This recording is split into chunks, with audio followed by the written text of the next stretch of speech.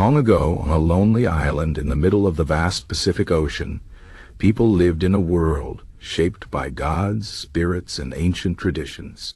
This island was called Rapa Nui, though many today know it as Easter Island.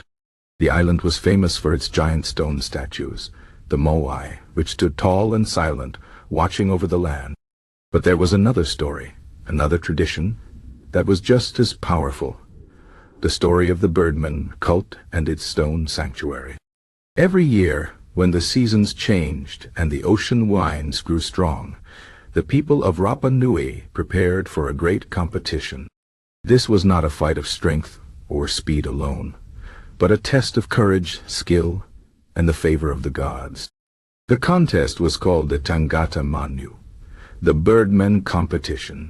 It was a race, but not like any race you have seen before. The warriors did not run on land. Instead, they swam through dangerous waters, climbed sharp cliffs, and searched for the egg of a sacred bird. The story began with the belief in Makemake, the creator god of Rapa Nui. The people believed that Makemake watched over them from the sky and the sea. He was the god of fertility, of life, and of birds. The sooty tern, a bird that flew over the island, was seen as a messenger of Makemake. To find its egg was to receive his blessing. Each year, chiefs and warriors from different tribes chose a champion, a young man who would represent them in the competition. These champions were called hopu. Their task was not easy. First, they had to climb down the steep cliffs of Orongo, a tall volcano with a crater lake at its top. Below the cliffs, the ocean waves crashed against sharp rocks. The hopu would swim through these rough waters to a small island called Motu Nui. The journey to Motu Nui was dangerous. The sea was full of sharks, and the currents were strong. Many men were injured or lost their lives trying to reach the island. But those who survived would search the rocky shores for the first egg laid by the sooty tern. The man who found the egg would shout to his people waiting on the cliffs. Then he would tie the egg carefully to his forehead and swim back. When the hopu returned, he would climb the cliffs once more, carrying the precious egg. If the egg remained unbroken, his chief would be declared the Tangata Manu, the Birdman, for the next year.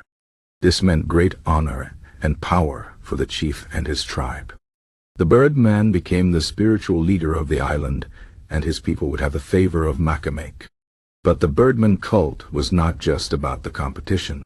It was also about the sacred place where the Birdman would live during his year of power. This was the stone sanctuary of Orongo. Orongo was a village on the edge of the Orongo crater. It was not a place where people lived all the time.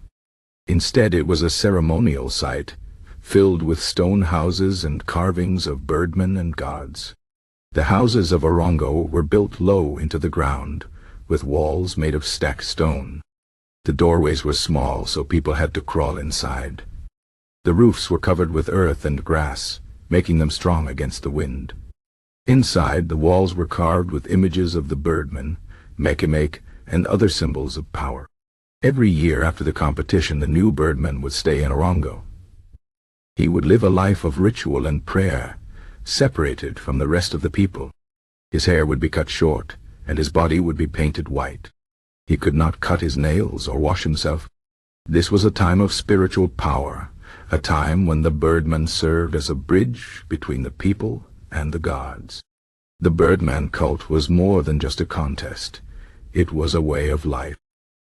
It kept the peace between the tribes of Rapa Nui.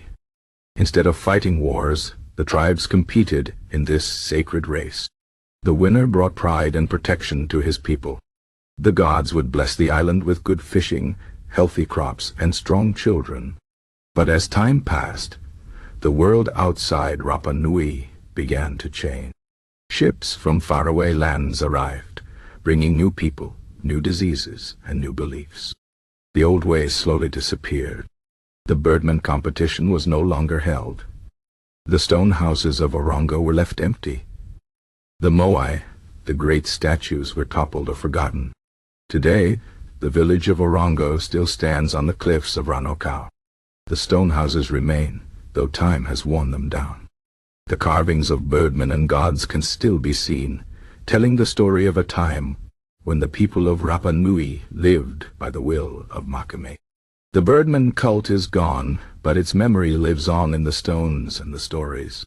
When you visit Rapa Nui, if you stand on the cliffs of Orongo and look out at the ocean, you might imagine the hopu swimming through the waves. You might picture the warriors climbing the cliffs with an egg tied to their foreheads. And you might feel the presence of Makemake, watching over the island as he did long ago. The birdman cult was a tradition of courage, faith, and survival. It was a way for the people of Rapa Nui to honor their gods and their ancestors. Though the world has changed, the stones still whisper their story, a story of gods, of heroes, and of the sacred bond between man and nature.